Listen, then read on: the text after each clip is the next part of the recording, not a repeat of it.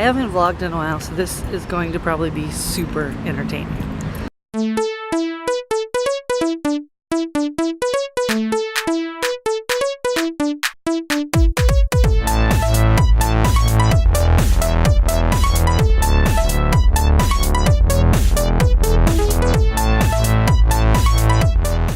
But today, we are introducing the new camera to my YouTube channel, which is replacing my motorcycle flip cam that's had its death day. And we're gonna take a walk, and we're gonna talk a little bit serious today.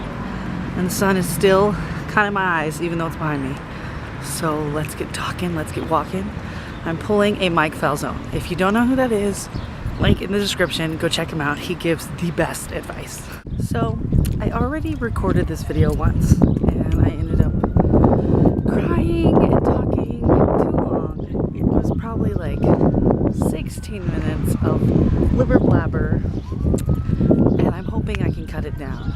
Maybe I need to find a little corridor or something to talk, because every type of distraction ever is happening right now.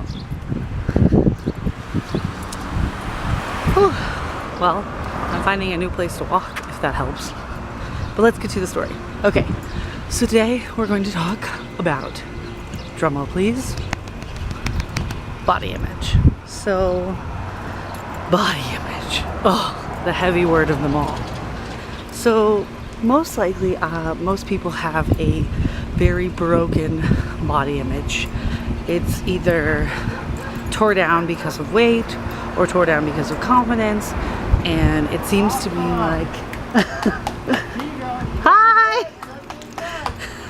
Gotta record a video! So, just made friends. So, it's either like broken by confidence or taken apart because of what other people say. So, my body image is actually still pretty broken, and I'm working on it. But most of it is optimistic based. So unfortunately, I did not find a treasure trove to vlog in. So I have made my way to my porch on my rocker, and hopefully this is satisfactory enough for the outdoors. Today has been an eventful day. I'm trying to talk about body image. I got stopped by some porch watchers who actually made me bow on the way back as I was trying to get out of the sun to come here. I've also held a 9-foot python today, so today is eventful. Anyways, back to body image.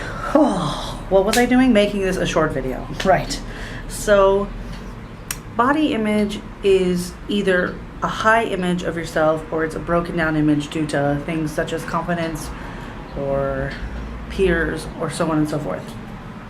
So I'm going to give you my story of body image in a beginning, middle, and end, and try to stick it together so it's short. So my whole life I have been a bigger person, except for from the age of like 0 to 3 years old. I was really thin, and I had really long blonde hair, and I was super thin. But from then on, I always had what people refer to as baby fat, because my cheeks were real big and stuff like that. So all the way up until 7th grade, this was just a baby fat thing, and I was just used to it. I never had a problem with it because I always was really good with confidence. And I always had such an upbeat personality that no one ever seemed to bring it up, except for my parents and my brother. All they did was really kind of just watch what I eat and kind of tell me to, like, you know, back off some food. And it was never something rude, it was just something because they loved me and they really cared about me. And my mom also really didn't want me to get diabetes. But it wasn't the obese type of diabetes that is caused, like, type 2. It was type 1 because it was genetic, like my father had. So around 7th grade was when it was brought to my attention that maybe body image was going to be a factor. So in 7th grade, I went to a private school, and every first Friday of the month you could wear jeans to school. And I did not own any jeans, so my mom took me to JCPenney's and we bought jeans.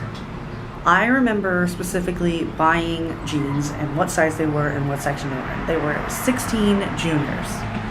And ever since that day, I have been able to fit into a 16. not necessarily a junior, but the number 16 for women. And if you're a guy, you may not understand women's sizing, but it goes in like twos. So it's like 16, 18, 20, 22. So it's never like, I guess in the lower sizes sometimes it's like 0, 1, 2, 3, but most of the time it's like 0, 2, 4, 6, 8, 10, 12, 14. So I always wore 16 and nothing ever bought of it. I was always just very okay with it. I remember slightly wearing a size 13 of a pair of jeans I bought at a garage sale, but I think it was because they were stretchy. So in high school, freshman to sophomore year, I actually went to a public school, and I went from private to public.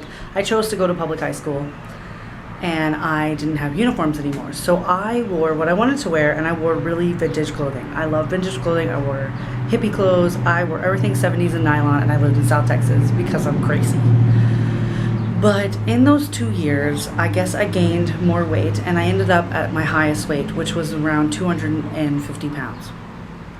250 or 260 pounds. But number is not the issue here. What the point is that at that point in time, I don't think I was unhappy. I just wanted to be the Tess I was on the inside, on the outside, which is some bright person who just loves life and wants to be able to express it through fashion as well. So, my sophomore year, summer, I brought to my attention that I wanted a boyfriend, and I was gonna do anything to get that boyfriend. I made like a checklist of things I want to do, like boyfriend, juggle, stuff like that. And I started to consider losing weight. Now, school rolled around, and I was at my heaviest weight still, and I was still in the 16, and I met this guy.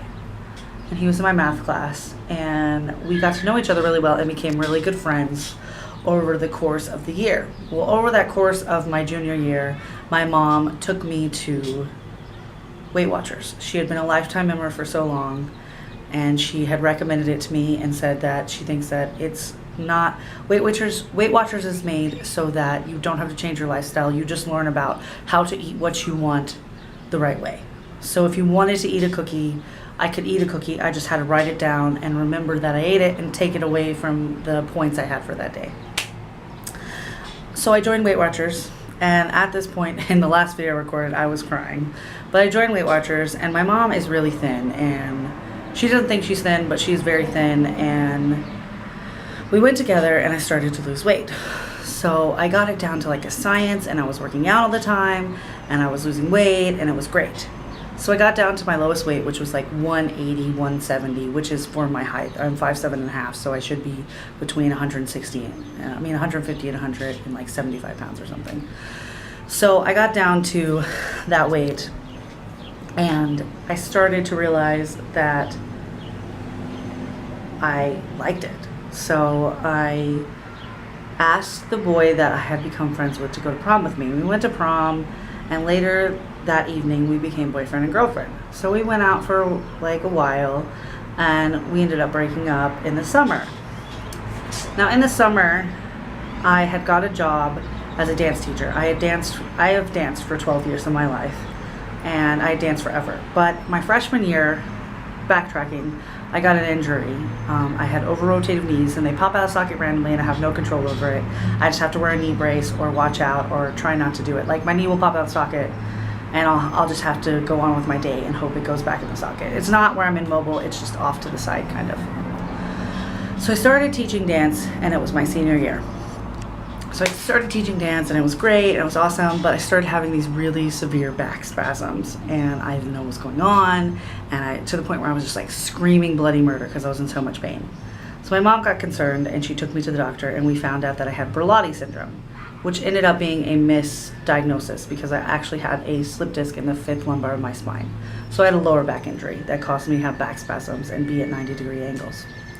At the same exact time, my dad got very sick, very ill, and he did not have a diagnosis for 2 years, but he ended up getting severe diabetic neuropathy, which basically makes him immobile and affects me because the strongest person in my life became a blubbering mess, and my dad is mind over matter no matter what, and I learned it from him, and I always, like, no matter how much pain I had, I'd push through, you know. And my dad did not do that at this time. It was just like, what? So I went to this depressing state, and I ended up not being the optimistic Tess I was. The other contributing factor to me gaining back weight was when I figured out that I had to have sinus surgery. I used to have sinus infection all the time, and I never really knew why. And we found out when I got a really bad fever once that I needed to get surgery on my sinus tract. And I ended up getting my adenoids removed. And at that time, I actually moved from Weight Watchers to eating only 1,000 calories a day. This was right before I got my back injury.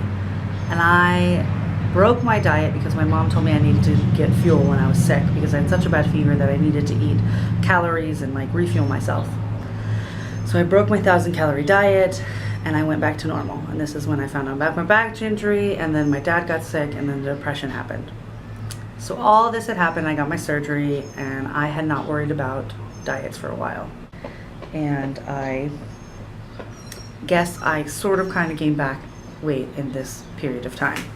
So I never gained back all my weight fully. I basically just got up to, like, I don't know, 30 pounds more than I had, I guess, and I had lost around 60 or 70 pounds. And I decided maybe I should go try and work out again. I started to go back to the gym. I found out it was much harder to work out when you had 3 or 4 injuries against you versus 2. I would push through, but then I'd have to skip 2 days because my back hurt so bad. So I quickly found out that working out normally was not going to work. It was not going to be the same thing as, like, going to the gym after school every day and losing weight. It broke me down. I felt like everyone thought I was copping out. Every time I said I had a back injury, I felt like people thought I was like, oh, I have a back injury, I can't do that. Like, it was, oh, woe is me. And it never was that to me. It was always like letting someone know, because they always were kind of blaming me for being fat. They would be like, you know, you could do something about that. And I'm like, I've tried. I just need to figure out what works for me, because I haven't found anything yet, because I can't work out anymore. Long story short, here we are now. And I have figured out that it's actually, I can work out to a point, but it doesn't always work for me. The only option I was given was to work in a pool. I started to work out in a pool at the YMCA. That was the only pool we had to offer in my hometown, and I tried to take classes. It was too draining for me. I couldn't do it. It hurt my back even in the water. So I started to try to work out, and I've always still remained a 16 this whole time. Even after I lost all my weight, I was still a 16. Like, maybe I fit into a size 14 dress, but I was always a 16, forever 16. So currently, I try to work out as much as I can, and I've been trying to work in the pool. But my body image is still broken, because in my mind, from everything I've learned and from people that have talked to me, I kind of think that no one will ever love me unless I match my inside. Not necessarily thin, but thin enough to be socially acceptable from, like, pulp culture and stuff like that. I think the reason I still have a broken body image is because when I was older, from 18 to now, I always, like, would go and try out for plays, and I would always get typecast. So they would never give me a lead role. They would always give me, like, a 65-year-old, because everyone refers to, like, old age and aging with gaining weight. So I would never get a lead role, so that had an impact on how people looked at me. They never gave me a chance to have a lead role. And then as a musician, when I sing places, I sometimes think people pass me up because I'm overweight. Like, my voice is awesome and, like, people will like it, but they'll still pass me up regardless because of the way I look. So I'm working on that. And that hurts me because I think I have a great personality. And I truly believe you have to like yourself before you like anyone else. And I like myself a whole hell of a lot. A whole hell of a lot. I think I'm a great person. At least I try to be. But what I want you to know from this is that no matter what is thrown your direction, mind over matter, injury, whatever, push through and believe in what you are. And if you have to, and from my perspective, defend yourself. Because there are times when little kids are talking to me and telling me, you know, Miss Yarnball, you're so much bigger than all the other teachers. And they're like, you should probably eat less. And I let them know that, like, last night I ate just an artichoke and some spaghetti squash. And I'm this way, and I work out, and I'm trying my best to be who I want to be. I thought I would share a little bit of myself with you and let you know that it's okay to have a problem with body image, and it's okay. I've just seen so much of it on Twitter and Facebook and YouTube lately that I thought I would bring it to my audience's attention. If you have any questions or you want me to talk more about it, put them below. I will put all my links below: Instagram, YouTube. Well, you're on YouTube. Instagram, Facebook, things like that. But I hope that my story can relate to yours. And I hope you have a great day, a great night, and a great life. I will talk to you very soon now that we have this new camera. We're going to California soon, so you better be excited and stoked and ready. Bye, guys.